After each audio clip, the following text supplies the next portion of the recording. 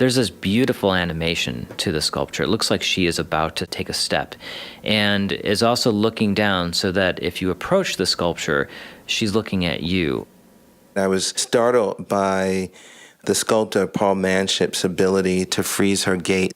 My name is Major Jackson, and I'm a poet. I hail from Philadelphia, Pennsylvania.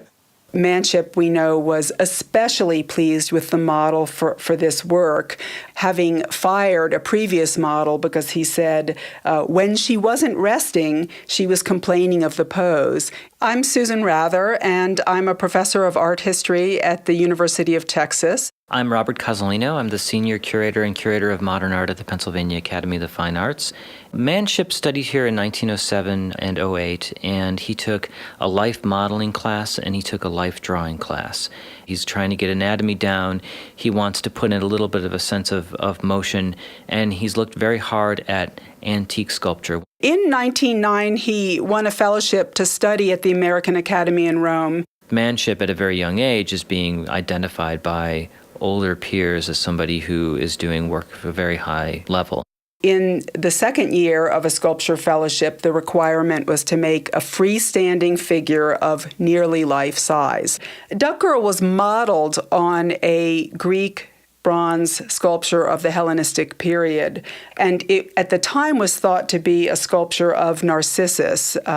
Narcissus was the mythic youth who fell in love with his own reflection in a pool of water and could not tear himself away from this reflection, and so he died by the waterside. In antiquity, girls were given pet animals to prepare them for maternity.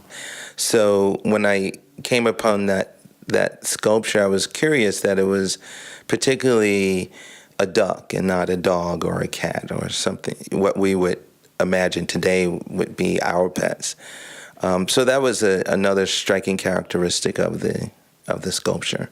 He did design the sculpture to be the centerpiece of the fountain, and he gave it one of his most whimsical bases. So if you look at the base, it's got an alternating motif of swags, which is like a swath of curved drapery, and then between the swags are fish heads, and the water emits from the fish's mouths into the pool. Duck Girl on the occasion of spring. Everything in motion is about me. Azaleas and daffodils lunge swollen heads skyward, each like a child peeping in a window. The poem was commissioned by the Concerto Soloists, and they had asked 4 poets along with 4 visual artists and 4 composers to collaborate.